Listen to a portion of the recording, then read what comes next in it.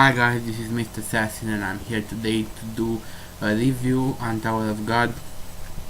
I'm going to do chapters 52, 53 and 54 and what yeah, we dropped last time right after the hide and seek test. So I'm going to do this review quickly. Chapter 52, very simple chapter. The highlights are that now that Androsis had won the hide and seek test and her team is going to advance, Koon blames her for not keeping up her word, that she said that she will never let Koon and Rachel, Latte, whatever you wanna call her, she will never let them be together, but now they can both climb together, so Koon blames her. She is the only one that out of the competitors, she is the only one that knows what Koon really did, that he sabotaged the test and he helped Quant get up on the bridge. Sorry. Good. We also have a funny scene because we see the guitar now is like a miniature self, and we get to find out why, because he was being rude to the director, Yu Hansung. Of course, he didn't realize it was a director at the time, but it doesn't matter because Yu Hansung turns him into a smaller version, a child version of himself. So very funny right there. I guess it makes it easier drawing the guitar every time because he took up so much of the color page. When you have to draw him in his big self. So now he's being little, the author can draw him really fast and it adds up some comedic value. Pretty much that's chapter 52. Koon and the Gator also have mixed feelings because they believe that now Bam isn't going to climb the tower, because why would he? He already found Rachel, so there's no need to climb the tower. So they have mixed feelings, and Koon especially is thinking what he missed. Not what he missed, but what can he do to make Bam climb the tower. That's chapter 52. Chapter 53 is a little more complex. We get to find a little more stuff about Koon. We found out that I have to make parenthesis here. We all know that Koon's father is a king, not King Zahar, but he is a king of the Koon family, and of course everybody wants to get closer to his father. He actually helped Koon, his stepsister get in graces with his father, in detriment to his own blood sister. And he did that because he liked his stepsister more than he liked his real sister.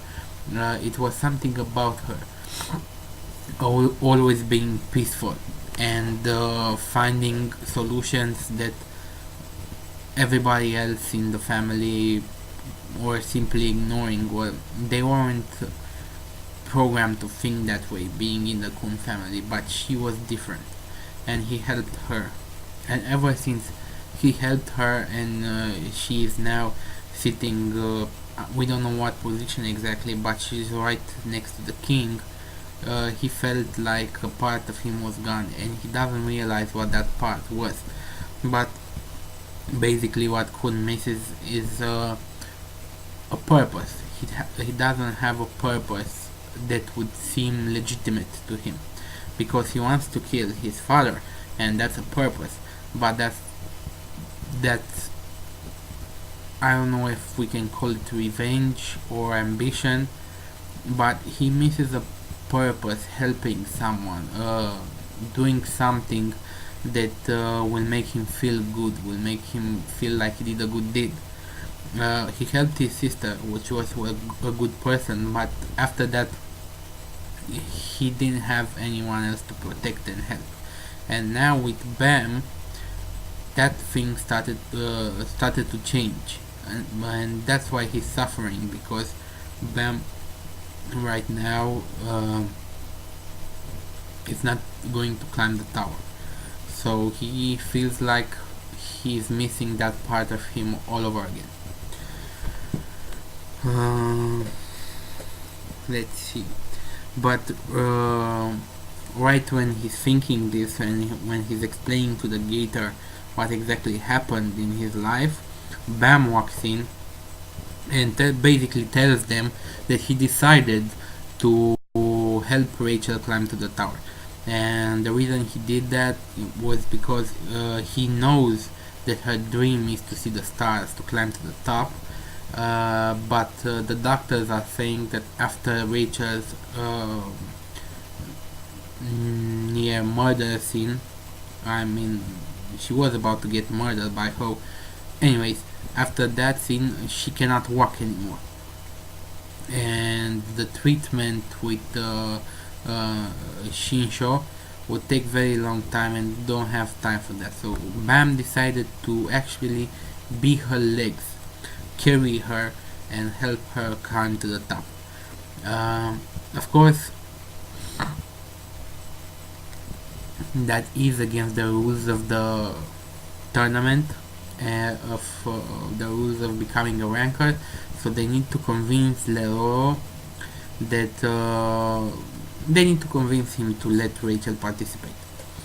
But everyone is happy, especially Koon, because now that he knows that Bam wants to climb the tower again, and he knows that Bam wants them in his team, because Bam says, I am too weak right now to climb the tower, but I want you guys in my team. So Koon can be happier, but he tells Bam, if you want to climb the tower, I will help you, we will help you, but you need to get a lot stronger, because Rachel is going to be putting her confidence entirely onto you, so you cannot be that weak as you are now. And of course Bam agrees, he wants to learn, and this is where Bam starts on the path of training. Koon also realizes that he was wrong, that winning, taking his father's life, becoming the king of the Koon family, would mean nothing if he did it alone. There would be nobody to recognize his power, because if he kills his father, all the Koons family and everybody else will fear him, so they will respect him out of fear, but he will not have any friends. But winning this fight with a friend that can recognize your merits, and that can feel your pain, and knows your reason to why you're doing these things, why you're taking the revenge, makes it a lot better. It makes him be more fulfilled. So Koon realizes that this friendship he has with Bam becomes more like a symbiosis. Anyway, that's chapter 53. Going to chapter 54.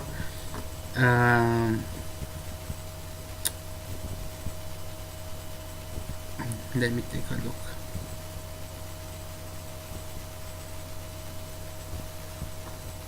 Alright, in chapter 54, there's a talk again about them forming a team. We see Bam trying to talk to other fighters to get them on the team. Of course, nobody accepts because nobody wants to form a team with a cripple, aka Rachel Latel. But he tries, and Androsi actually tells him nobody will make a team with you because nobody wants to be in a team with a cripple.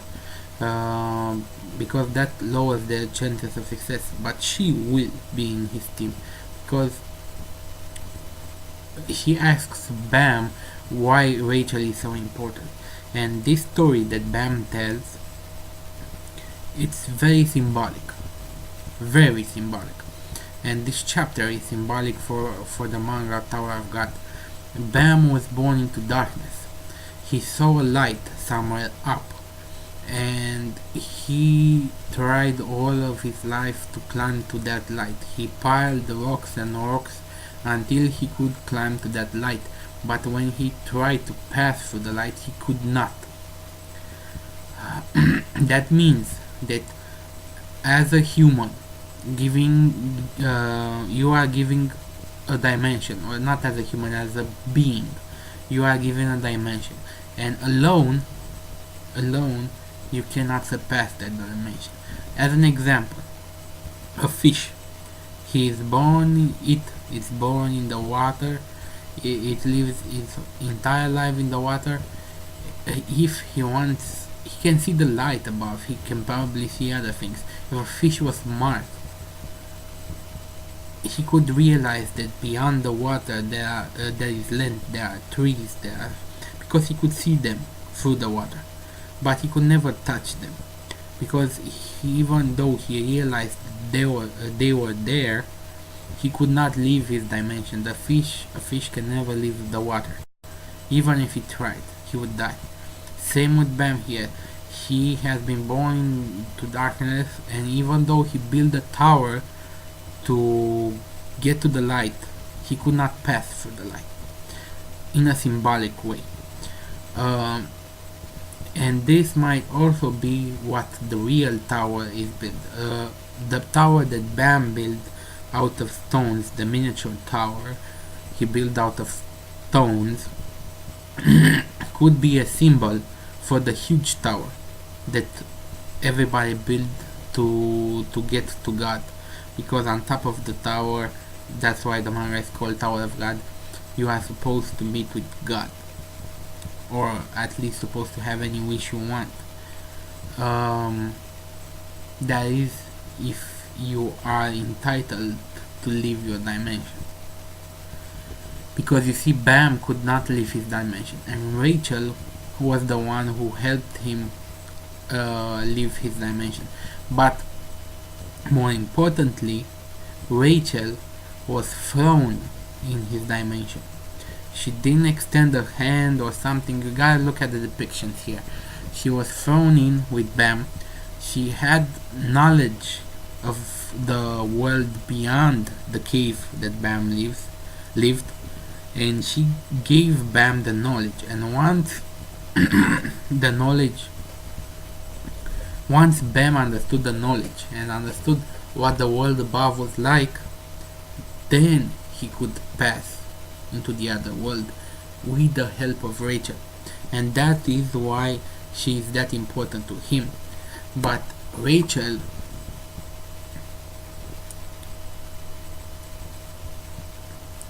is devious. I mean, not her, but her masters. Because you can imagine, there was a big boulder on top of the exit from the cave where Bam was. Because Bam himself could not move the boulder to get to the other side. How the hell can Rachel move that boulder? Because Rachel is a lot weaker than Bam. Even as a kid, Bam had more power than Rachel. So if he cannot move it, she cannot move it. And so somebody else did and put her inside. So whoever is controlling Rachel is actually controlling Bam through her. and through his love for her. So very devious. Maybe not Rachel herself, but the one who's controlling Rachel, the one who Rachel obeys, is very devious. And this is hinted in this chapter, because this chapter, in my opinion, is one of the most important chapters in the book. both symbolically and in hints. It's very rich in hints. Okay, but that being said, she got bombed out into the other dimension.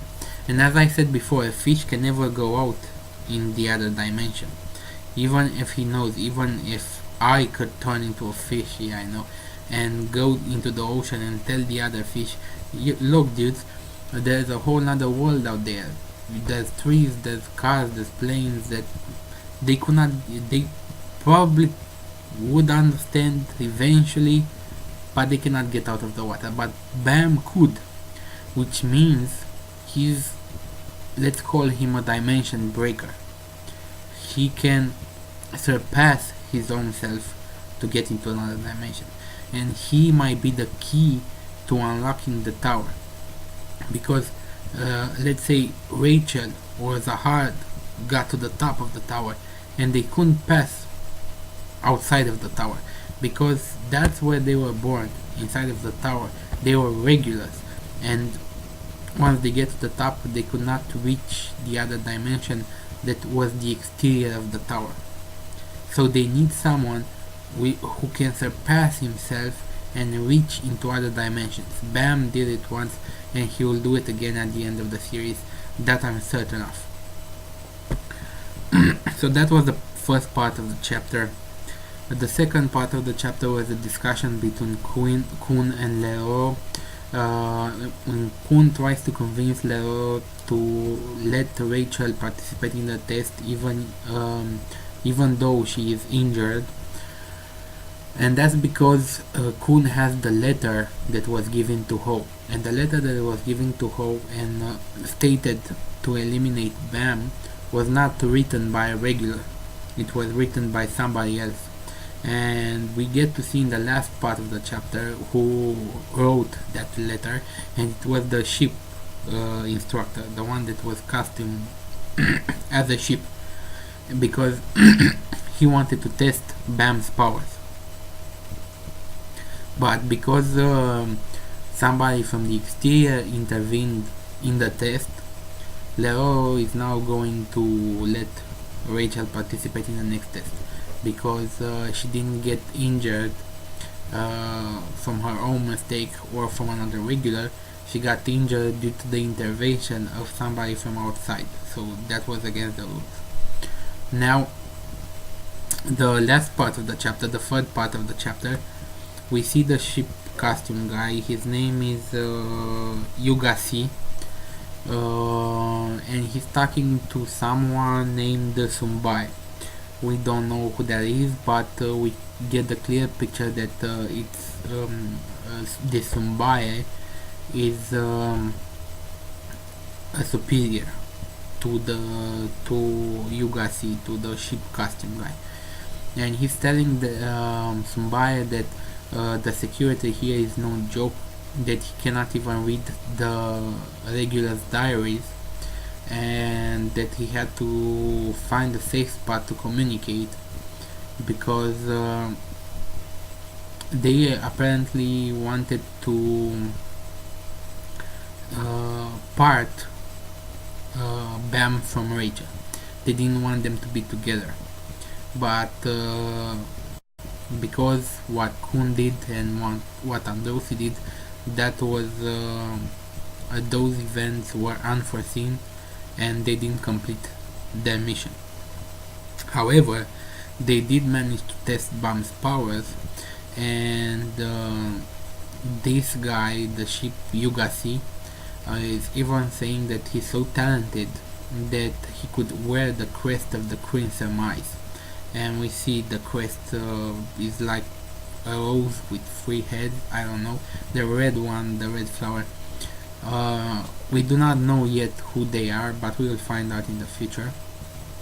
And he thinks nobody, the ship guy thinks nobody is watching him, but in reality, the director Yu Hansung is watching him, and he catches him in the act, speaking on the phone, and it seems like they're going to start a fight. And we end up the chapter on that note. They don't start fighting yet, but they will fight in the next chapter, and we will see how that turns out. So basically, that's it. Chapter 54 is very important.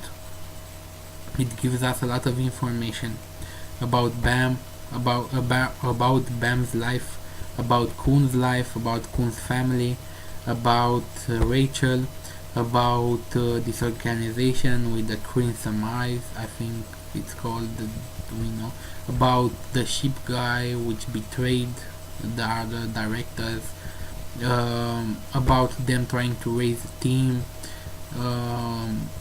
about the tower itself. So very, very important information. Chapter 54, very important chapter. But that's it. I'll end it up here, and I'll speak to you guys next time with the next 3 chapters. So take care, rate, comment, subscribe. Bye bye. Any rational society would either kill me or put me to some use.